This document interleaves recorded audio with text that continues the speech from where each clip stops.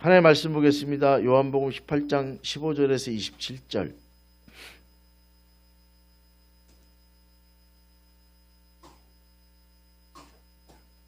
꽤 기니까요. 교독하도록 하겠습니다. 화면에도 있습니다. 신약 178쪽 15절부터 27절입니다. 교독하겠습니다. 시몬 베드로와 또 다른 제자 한 사람이 예수를 따르니 이 제자는 대제사장과 아는 사람이라 예수와 함께 대제사장의 집들에 들어가고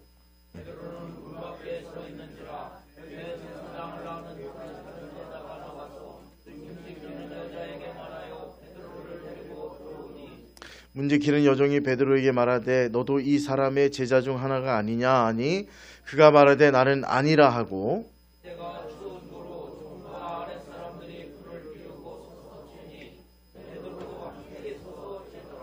대제사장이 예수에게 그의 제자들과 그의 교훈에 대하여 물으니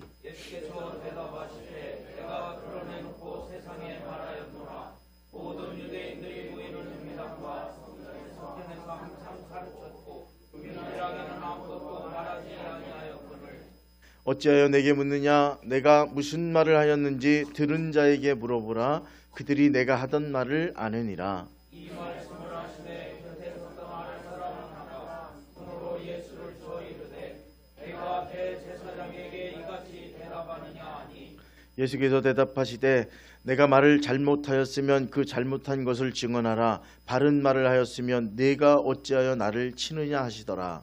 안나스가 예수를 결박한 그대로 대제사장 가야바에게 보내니라. 시몬 베드로가 서서 불을 쬐더니 사람들이 묻되 너도 그 제자 중 하나가 아니냐? 베드로가 부인하여 이르되 나는 아니라 하니 대제사장이 또 하나는 베드로에게 귀를 잘린 사람의 친척이라. 이르되 네가 그 사람과 함께 성전에 있는 것을 내가 보지 아니하였느냐. 함께 읽습니다. 이에 베드로가 또 부인하니 곧 닭이 울더라. 아멘. 임마누엘 찬양대 찬양으로 하나님께 영광 올려 드리겠습니다.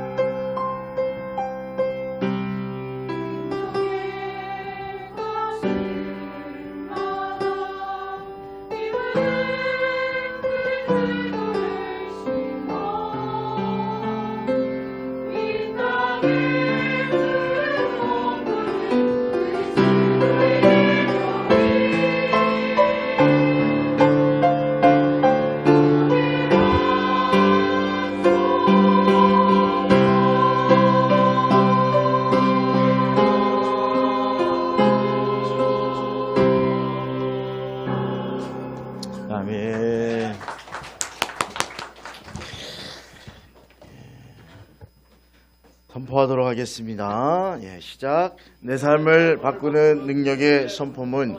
나는 예수님을 믿고 거듭난 하나님의 자녀입니다. 하나님은 오늘도 나에게 필요한 지혜를 주시고 나를 언제 어디서나 보호해 주실 것입니다. 예수님 안에 있는 나에게 불가능한 일은 없습니다. 예수님 안에 있는 나는 항상 강하고 담대합니다. 예수님은 나의 구원자요 나의 치유자이십니다. 오늘도 성령님께서 행하실 놀라운 일들을 기대합니다. 나는 성령으로 충만한 사람입니다. 나는 다른 사람을 칭찬하고 축복하는 사람입니다. 나는 세상의 음과 죄악을 멀리하고 하나님의 영역을 깃드는 천국의 외교관입니다. 나는 십자가에 달려 죽으시고 부활하신 예수 그리스도를 전하는 전도자입니다. 오늘도 나와 함께 하시고 나를 통해 역사하실 하나님을 찬양합니다. 아멘. 할렐루야. 와, 외우신 분이 한 50%는 되네요. 할렐루야. 이분들은 매일 하시는 분들이 이대로 될 줄로 믿습니다. 우리 예림이는 괜찮은가? 예원이도 괜찮나? 예림이가 제일 많이 까였지. 대표로 나가서 뛰다가 잔디밭에 예림이가 넘어져 있더라고요. 엎드려져 있어요. 그래서 저기 뛰는 건 아닌데 저러겠지. 뛰다가 미끄러져 가지고 쫙 손이 다 까였던데 괜찮습니까? 아직 시집 갈 때는 아니니까 잘 관리하셔가지고 가시길 바랍니다. 궁금했어요. 이렇게 보면서 안 다쳤나? 기도하겠습니다. 하나님 감사합니다. 말씀 가운데 은혜 주시고 피차가 깨달은 시간으로 인도해 주시옵소서. 예수님의 이름으로 기도 올려옵나이다. 아멘. 근데 프랑스가 낳은 위대한 수도자 중에 푸코라고 하는 분이 있습니다. 1858년 프랑스에서 태어났고요. 그 당시 캐톨릭 국가였기 때문에 당연히 태어나자마자 기독교인으로 살게 되었습니다. 그런데 어린 나이에 양친을 모두 잃는 사고를 경험한 후에 하나님에 대한 신뢰를 잃어버렸고 그는 육군 사관학교에 진학했고 프랑스 영이었던 식민지 모로코에서 반란이 일어나자 같은 형제였던 프랑스의 반란군들을 진압하러 가는데 장교로 가게 됩니다. 다 행복한 사람들 있음에도 불구하고 위에 상관이 다 죽이라고 하는 명령에 자기의 한때 동료였던 사람들을 찔러 죽이면서 깨닫게 되었어요. 인생이라는 게 참 회의스럽다. 왜 이렇게 살아야 될까? 꺼주시면 될 것 같아요. 이제 추워요. 그래가지고 헤매다가 군대를 떠났습니다. 그리고 학자가 되어서 모로코를 탐험하던 중에 그곳에 소수의 사람들이 모여서 신앙생활하는 걸 보았는데 그들을 보고 큰 충격을 받게 됩니다. 저게 바로 신앙인가? 라고 하는 그 생각 때문에 결국 다시 하나님께로 돌아오게 되고 그리고 나서 신학을 공부한 후에 43세 되던 나이에 신부 서품을 받은 후에 세상에서 가장 버림받았다고 하는 아프리카 사하라의 오아시스 지역에 모여있던 부족에게 들어가서 복음을 전하다가 그 부족의 한 토착민의 총에 맞아 죽을 때까지 15년 동안 그곳 원주민들과 더불어 복음을 전했던 18세기 이후 19세기 프랑스가 낳은 최고의 수도자 중에 한 분입니다. 그분이 했던 말 중에 이런 말이 있어요. 어느 날 나무를 보다가 큰 깨달음을 얻어요. 오아시스에 있는 나무들이 어떤 일인지 낙엽이 떨어지기 시작했어요. 낙엽이 하나 둘 떨어지는 거 어느 날 보게 되었습니다. 그러면서 느낀 게 낙엽이 떨어지는데 나무는 그대로 있는 거예요. 그 순간에 자기의 삶이 주마등처럼 과거의 삶이 지나가면서 자기 인생의 낙엽 같은 것들이 떨어질 때 명예, 그죠? 명예의 길도 있었잖아요. 이분이 명예의 길, 돈, 세상의 것들, 이런 것들이 낙엽처럼 떨어질 때 자기는 그걸 움켜잡으려고 두려워서 염려하며 떨었던 그 당시의 자기의 모습이 떠오르면서 의연하게 서 있는 저 나무는 낙엽이 떨어져도 그대로 그 모습, 그대로 서 있는 모습 보면서 내가 저 나무보다도 못한 인생이었구나. 나는 하나님을 사랑하고 신뢰한다고 말하면서 그 하나님이 역사해 줄 거라고 말하면서 사실 나는 내 돈이 조금 부족하거나 내 삶에 어려움이 오거나 하면 하나님을 바라보고 하나님의 신뢰하는 인생이 아니라 저 나무보다도 못한 모습으로 하나님 앞에 서 있던 자기 자신의 모습이 주마등처럼 지나갔다고 합니다. 그러면서 이 깨달음 이후에 저는 더 이상 어떤 상황 속에서도 하나님을 믿는 믿음을 가지고 근심하거나 탄식하지 않았습니다. 라고 그렇게 그의 글에 써 있습니다. 하나님을 믿는 자에게 가장 어려운 것은 무엇입니까? 라고 하는 질문에 그가 이런 대답을 했어요. 하나님을 믿는 자에게 가장 부족한 것이 있다면 하나님을 향한 신앙이요. 하나님을 믿는 자에게 가장 어려운 것은 하나님을 믿는 것입니다. 그렇게 얘기했어요. 우리는 쉽게 하나님을 믿는다고 얘기합니다.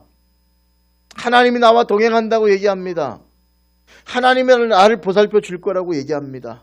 근데 내게 있던 낙엽 같은 명예라든가 물질이라든가 돈이라든가 건강이 떨어지는 것 같은 상황이 벌어지면 우리는 하나님을 믿지 않고 있는 자신의 모습을 발견하게 됩니다. 정말로 하나님을 믿는다고 말하면서 정말로 하나님을 믿는 것인지, 하나님이 함께한다고 말하지만 정작 우리의 삶의 어떤 순간에도 하나님을 향해서 걸어가고 그분을 신뢰하고 있는지, 그 질문에 답하는 게 가장 어렵다는 거예요.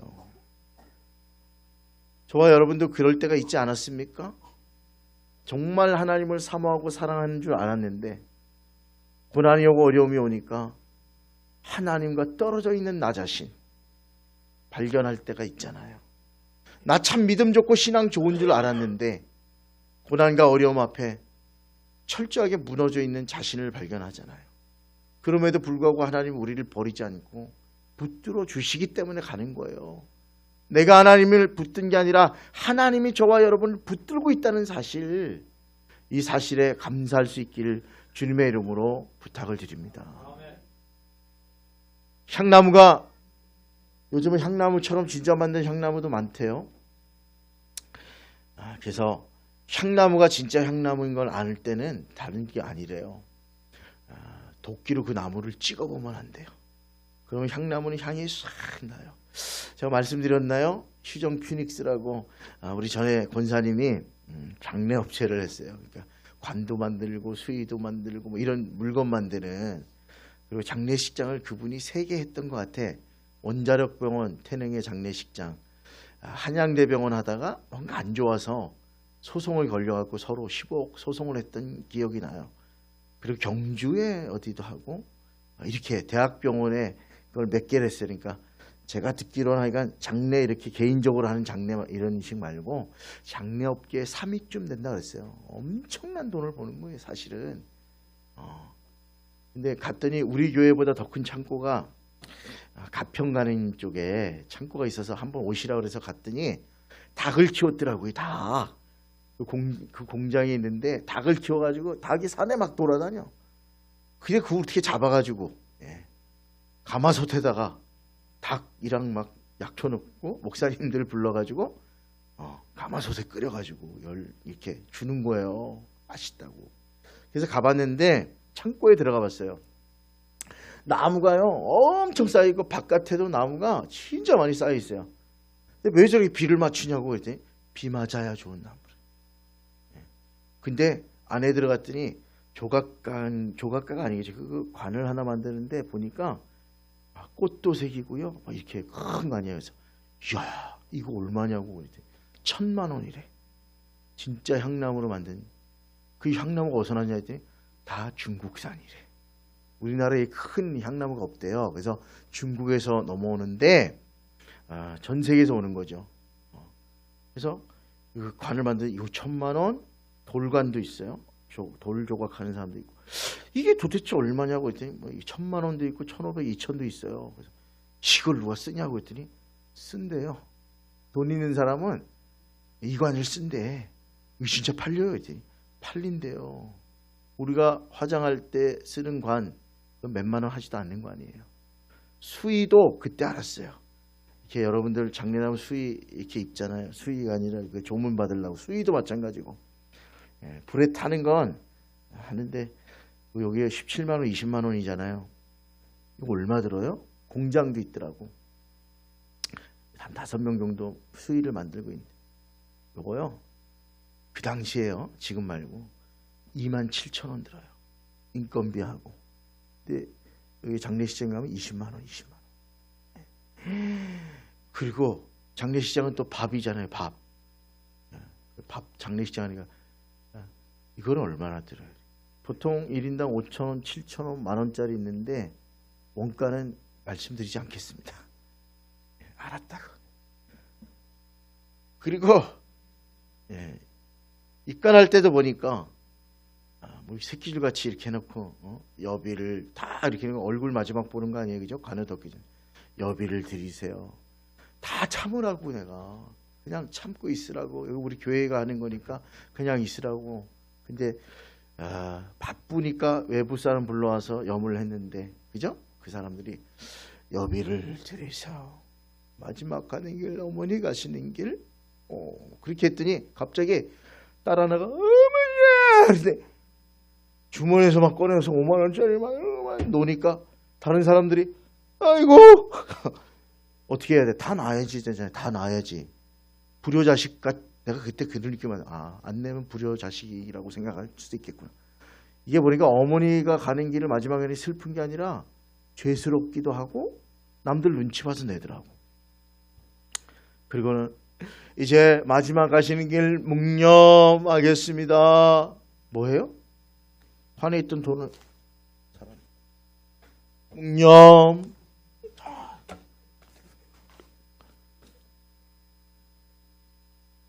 나는 목사니까 내가 뭐 묵념할 일은 없잖아요. 예배 인도하러 갔다가. 그래서 그 다음부터는 입간하는데 안 가요. 제가 또 그거 말렸다가 또 그걸 말렸냐 이런 사람 있을까봐 알아서 하는 거지 뭐. 다 이미 계산돼 있는 건데 요즘은 그런 거 안 할 거죠. 좀 덜 할 거요.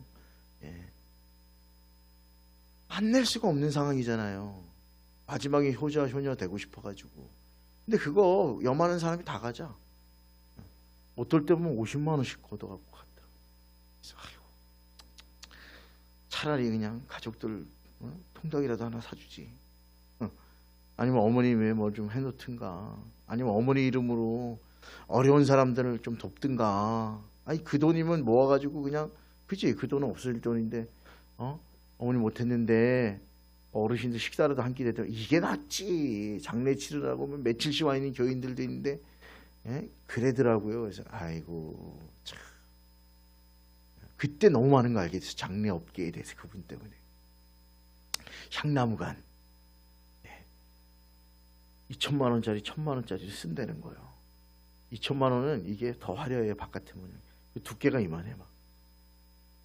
근데 좋은 건 뭐냐, 향이요. 진짜 향나무는 거기 작업실에 이 작업실이 나눠져 있는데 향나무만 취급하는 작업실 가면 향이 진동을 해요. 이거 뭐 향초 틀어놨니?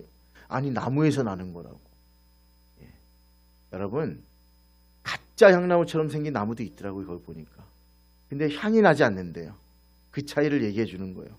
사랑하는 여러분, 진짜 향나무는 진한 향기를 내고 가짜는 도끼날만 상하게 하잖아요. 겉모습은 같아 보여도 가장 중요한 순간, 가장 믿음이 필요한 순간, 마치 나무에서 낙엽이 떨어지는 상황에서 내 삶을 돌아보았던 푸코의 그 고백처럼 어려움이 있을 때 그 순간에도 변함없이 흔들리지 않고 하나님을 신뢰한다면 그 사람이 바로 향기 나는 진짜 향나무 같은 신앙인이라고 하는 사실을 기억하시길 바랍니다.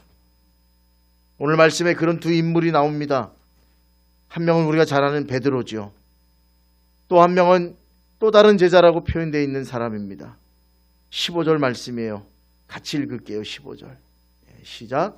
시몬 베드로와 또 다른 제자 한 사람이 예수를 따르니, 여기까지요. 시몬 베드로와, 잠깐 켜나요? 다른 제자 한 사람이 예수를 따라갔다는 거예요. 겟세마네 동산에서 제자들 다 흩어졌어요. 다 도망갔어요. 이 요한복음을 기록하던 요한도 도망갔어요. 예? 입을 덮고 자다가, 혼입을 덮고 자다 도망갔다고 써 있어요. 자기도 부끄러우니까. 주께서 사랑하시던 제자도 도망갔다, 이렇게. 그러니까 이 상황은 지금 베드로하고 다른 제자밖에 없어요. 주님이 끌려갔을 때 갔던 사람은 그 많은 사람 중에 시몬 베드로와 또 다른 제자예요. 시몬 베드로 너무나 잘 알죠?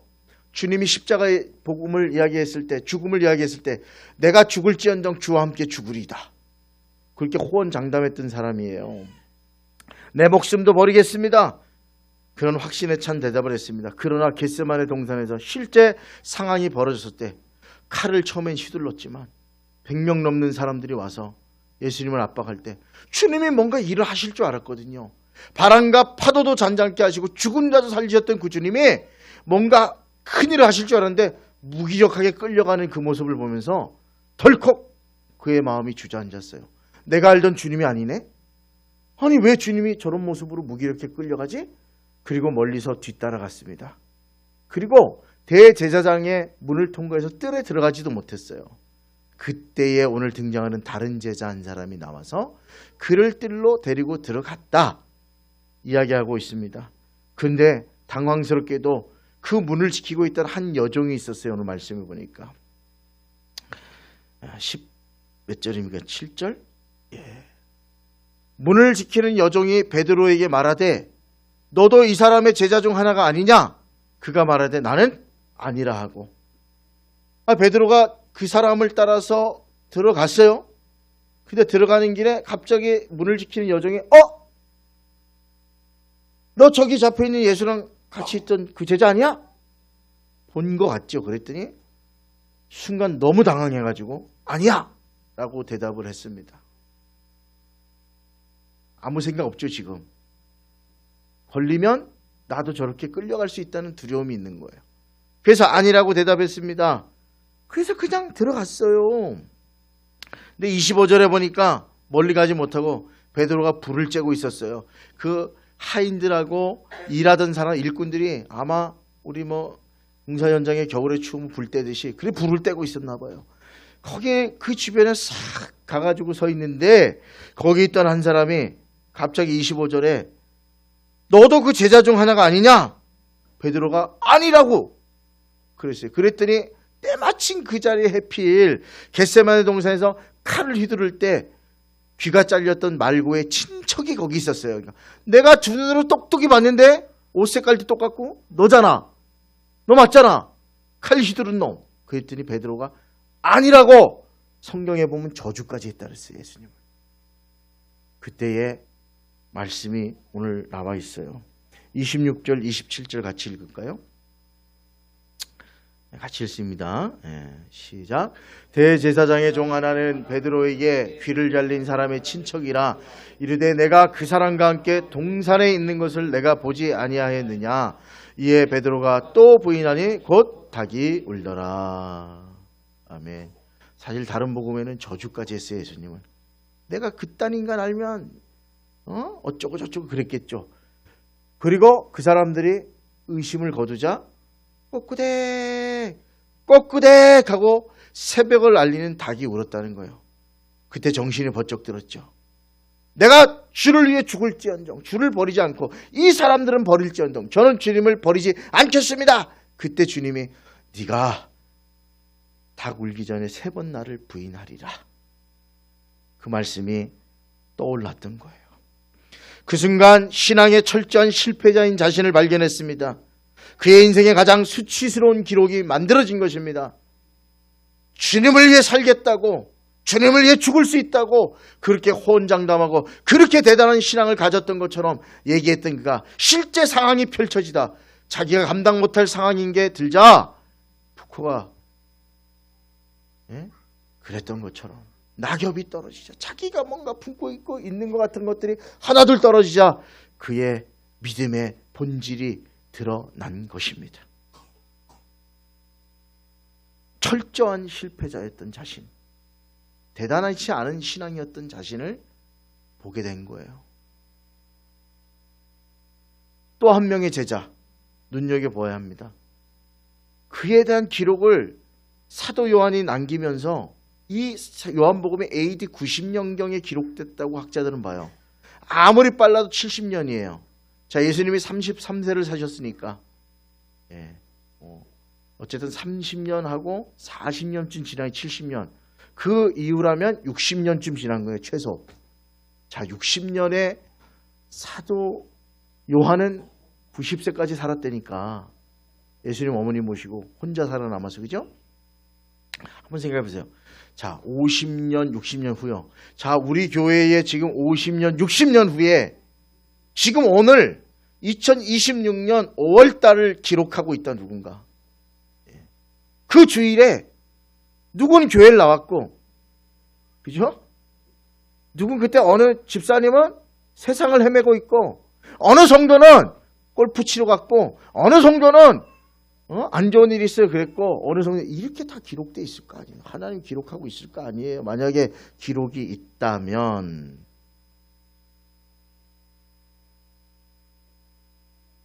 요한이 기록할 때쯤이면 60년쯤 지난 거예요. 이미 다 돌아가셨다는 얘기예요, 웬만한 사람으로.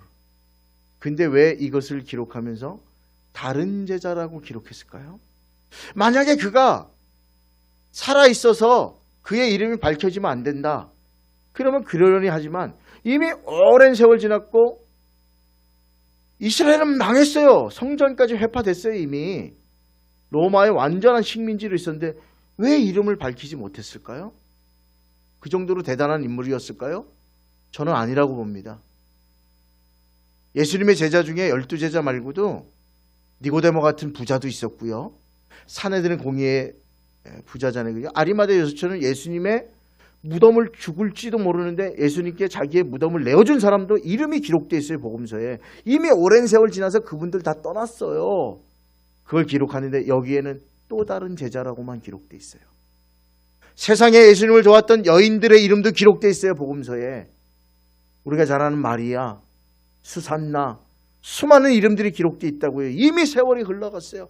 요한이 지금 90세 가까운 나이, 80세 넘어서 주님의 행적을 다시 자기가 들었던, 늘 그렇게 되뇌었던 그것을 후대를 위해 기록하고 있는데 이름이 못 들어갔다는 얘기는 뭐예요? 배신자였을 확률이 높고 그의 이름을 쓰지도 못할 정도로 그땐 제자였으나 끝내 제자가 아닌 삶을 살할 수 있어요. 근데 오늘 본문에 요한이 기록하는 기록이 하나 남아있어요. 대제사장과 아는 사이였더라. 세월이 흘러서 물었겠죠. 아니, 베드로 사도님, 거기 어떻게 들어가셨어? 그때 난 도망가고 그랬는데. 아니, 그때 나도 밖에 있었는데 우리 예수님 따르던 사람 중에 한 사람이었던 것 같아. 자주 보던 사람인데 그가 나를 데리고 뜰에 들어갔대. 내가 그 부끄러운 일을 했어. 아니, 그 사람이 누구야? 그랬더니 잘은 모르겠는데 나중에 보니까 대제사장과 아는 사이였더라고. 내통하는 사이죠. 대제사장 최고의 권력, 그 당시 이스라엘. 그 집에 함부로 드나들 수 있고 마음대로 드나들 수 있고 그 여종마저 베드로에게는 너는 그의 제자라고 물었지만 이 사람에게는 아무것도 묻지 않아요. 무사 통과예요. 그렇다는 건 평상시에 보아왔던 사이였던 거예요. 이 사람은 끝내 이름이 기록되어 있지 않습니다. 믿음을 드러내야 될 그 시간, 정말 향나무처럼 향기나는 믿음을 드러내고 나는 죽어도 살아도 끝까지 주님과 함께 가겠습니다라고 그렇게 고백하며 신앙을 드러내야 될 그 시간에 베드로도 실패했고 이 다른 제자는 마치 성공한 것처럼 보이고 그 자리에 끌고 들어갈 권력이 있는 것처럼 보였지만 세월이 흘러서 두 사람은 달라졌잖아요.